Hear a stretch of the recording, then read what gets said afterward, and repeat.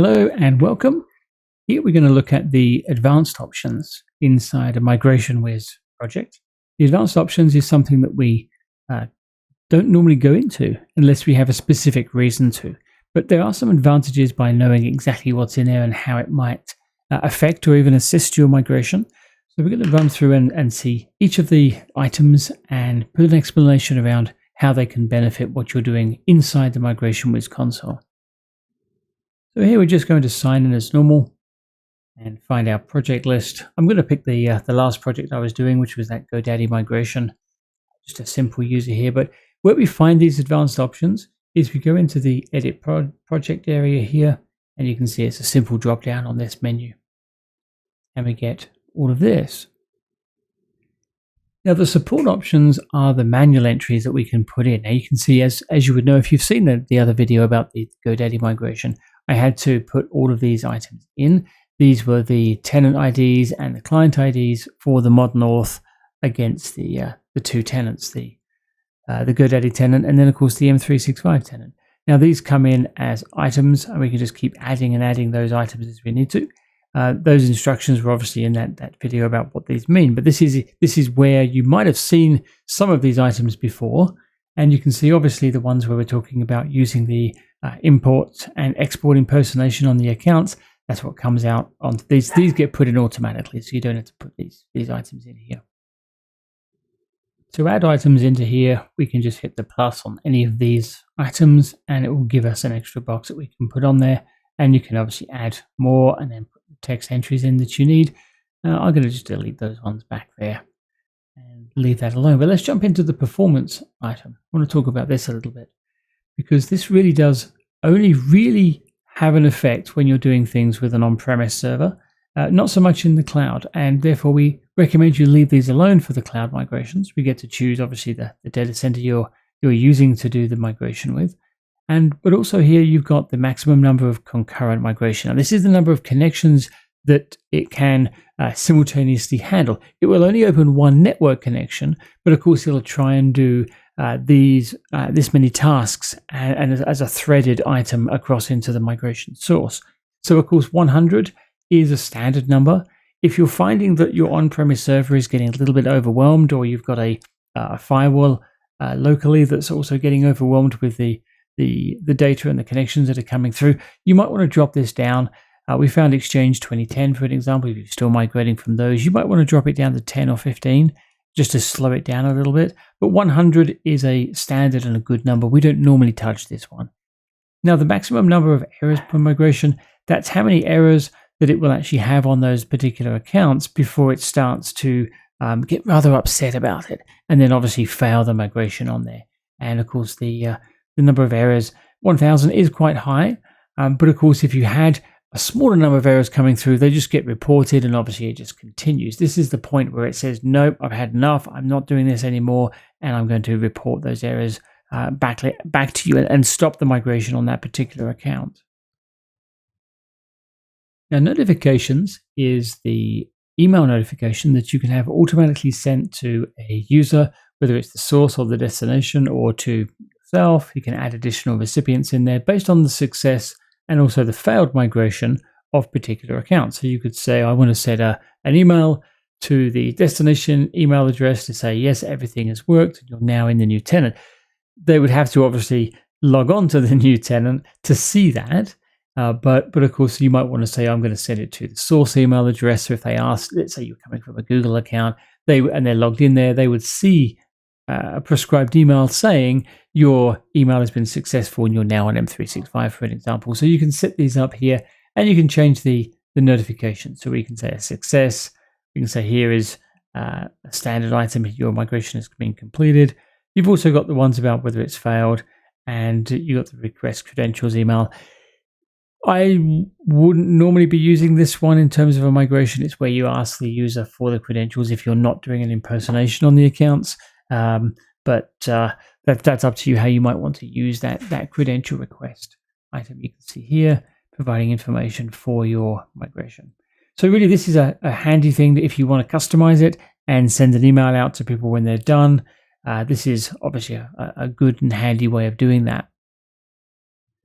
Looking at filtering now, this one where you can filter by date is very handy if you want to say you're bringing all the data over, but you might want to say, I only want to bring data from January 1st, 2021, for example. And I want to just trash all the mail behind it. We don't care about that. We're just going to leave it there. And that's what we want in the target. Then we would go here and we would set a date accordingly. And you obviously set your date range and then, of course, the hour as well. Very handy in certain situations for migrations where you want to just bring in just new data and have a bit of a cleanup there. Also, you can have items that are older than a specific date.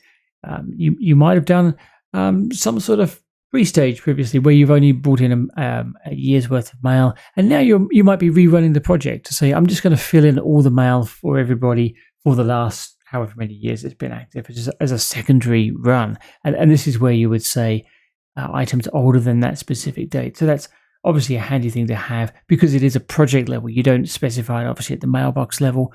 You can just do it at this level here. Now the by folder one here is a sneaky one because it's just sitting under filtering by folder. But this is particularly powerful for everything that you want to do with the migration. Let's say you wanted to not bring over deleted items or not bring over subfolders of the inbox, or you wanted to include particular folders or do some sort of mapping with the all of that can be done with regex, and it is in this little simple command here. Now what we do here is we click on this little help button here, and you can see this is where we start to see the power of this and what you can do here. It does explain quite carefully about how things are really working. Now, if I keep going down here, would say these examples. Now, these are the ones you would be then cut and pasting these items in. So you can see here we've got options to say do not migrate subfolders under the inbox, and all these items. How you build the regex command, you could say I don't want to migrate particular folders. I want to migrate just the inbox for people. I only want to process folders starting with this as a reference, or even skip folders starting with that. Everything you can do, and of course you can bind these regex commands together just with the brackets there and obviously the pipe inclusion there. But as I say, it is a very, very powerful thing that you can have. Now there are some items in here at the top. It does talk about the regex hero site that you can go to build these things up. But in this particular example, I'm going to say I don't want to bring over anything in deleted items. We're done with that, and we're just going to remove that as an option. And what we choose as a command there is this one. So that's this item here with the deleted items. Now I'm going to give you a little trick with this. If you were to just try and select this and then let go of your mouse, it's because it's a lightbox window, it's just going to drop straight back to the other screen. So what you're going to need to do is just go down here. If you are cut and pasting from this help screen, do that. And now keep the mouse button clicked down and press the Control-C now. Now when it jumps back, I can jump in and Control-V, and there's my deleted items item. And that will go for every item in that regex. If you're using those as examples, that's how you just cut and paste in there. Avoid a little bit of frustration, I found, just knowing that little bit of information there. Now there's an extra item in here in this particular article from the help page I wanted to show you about, because it comes down to folder mapping. Now, I've found sometimes what you want to do is you might say, I'm bringing across all the mail from a particular inbox from an old account, but I don't want it going into the actual inbox on the destination. I want to call it old company mail or something like that you can say migrated mail, and you can give it a new name. Now, this is where this comes in with the folder mapping for the migration project. What we do here is we'll take this command, and once again, just Control-C as you come in there. Now, it doesn't go in here. It actually goes back in the support option. So we need to go here and add that in and drop it in that way. Now, what you do here is you would say then there, inbox, and we call it something like this, old company mail. That's a good example of how we would get that to go into a different folder. Now, what it means, though, is that is a company-wide setting. So everything from the inbox is going to go into that old company mail on the target inbox. So just something to be aware of there. But as I say, there's inside this folder, and in here there is a lot of different options that you can go through and cut and paste into the folder filtering. and also into the support options as well. It goes into a lot of detail about what you can put in. So there's some good folder mapping examples here as well. So definitely something you want to have a look at. You might want to include that. If you've got a particular task in a migration you're trying to achieve, chances are these options in here are going to be what you're looking for. So we'll leave this one in here for the don't migrate deleted items. Sometimes a handy one. And we go have a look at the source and destination here. So these are going to be slightly different on whether you've got coming from a Gmail source or a Microsoft 365 source.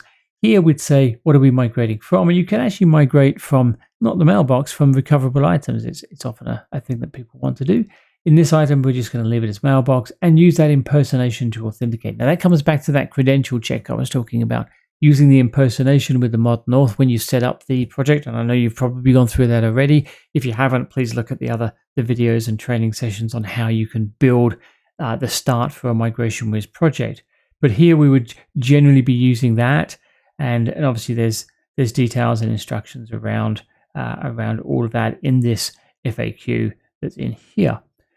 But down here on the destination, you can see what are we migrating to. We go into the mailbox, go into an archive, go into recoverable items. So in this case, you might say recoverable to recoverable. You obviously don't have much choice on that, but you can see how that would take effect and use that. So on the mailbox, you can say I want to go into the archive. I want to migrate everything from the source into the destination's archive on the target. And that's obviously how you would set up. Once again, remember, this is a project-wide setting. This is not for individual mailboxes. So you want to be aware of who's in that batch and that project so that you can make these take effect accordingly. I'm going to leave this one as mailbox because it's obviously what we want to achieve there. Now, if you've got a 365 migration, this is what you'll see. But if you're coming from Gmail, it does have a slightly different option here. I'm just going to view a screen from another migration I've done. I'm just going to bring that over now. So I've just overlaid this video, as you can see there, over the top. But what you're seeing there is the G Suite options. You have how it handles the mail folders, and you can do convert the labels to folders, convert the labels to categories. Now, that's an important thing when it comes to a Gmail migration, because the labels are obviously very different in M365. We don't have labels. We have folders, and you can have categories as well. So the way it handles the labels, if you had an email, let's say you had one with 4 labels or tags on it, what it would do is it would take those labels, it will create folders for each of those labels, but what it will also do is place a copy of that email in every single folder. Now that's something very important to be aware of, and that's a very standard migration task. All the tools you'll find perform it that way. But it means that otherwise you'd end up with a lot of folders that would be essentially blank. And that generally confuses the user to say, I'm in that folder, there's nothing in it, but I know I had labels attached to it. And of course, if you were to say, I'm going to pick one label and put it in that folder, how do you pick what label? It's virtually impossible to work that out from a mailbox tool looking at that source on that tenant. That's why it copies them into every single folder. Now, the danger with that is if they have a very large mailbox, let's say they had a 40 gig mailbox and they had tons of labels scattered across them, you could have the risk of that blowing out into a 100 gig plus mailbox, which is going to be a problem. So what you want to be doing is just having a look at the source in terms of the sizing of it and work out whether labels converting to categories is a better option for you, or whether it should go into folders. But that's obviously something you learn with experience about how these migrations work. And it's also a customer experience thing too. You really want to be talking to your client about what experience they want to have for their users in this particular area. And the other option down there you can see is how it does the suggested contacts that exist in G Suite, whether or not it actually skips those or brings those over and tries to do something with them in the contact section. So there's the option about that one as well. So moving on to licensing, this is a very simple one. And you can see, yes, it consumes 1 license per migration. Now, why would we have that in there? That's because the license for MigrationWiz, when you do the UMB or the mailbox license, it is a 50 gig license. So therefore, this limits how many licenses can be consumed. If you had somebody that had 56 or say 80 gig of mail, it's going to stop at 50 and not continue. Therefore, you could say here, I want to allow the consumption of 2 licenses for the mailboxes so I can get that extra data in there. You can talk to your salesperson about how that might work as well in terms of the costing attached to it, and see what kind of consumption you would need for your particular project. So that's where you turn that on into one. So if you do come across that you hit that license barrier and they've got more data, this is where you would go back into the advanced options, find this, make this 2 instead. It'll consume another license, and then you basically just rerun that migration for that particular line item, and it will go ahead and migrate the rest of that information for you. Now, moving on to the audit log options. Obviously, in the MigrationWiz console, there's plenty of logs there about what's happening with the migration down to the individual user level and the like. If you want to store that information on your own SQL database inside your own Azure environment, then you can do so by selecting SQL Azure and give it this information about where the data wants to go. Then you can offload all of that log information so it goes into there instead, and you can view that yourself inside, as I said, your own Azure environment if you'd like to. That's when I'm going to turn it back to that default option. Now have a look at the maintenance.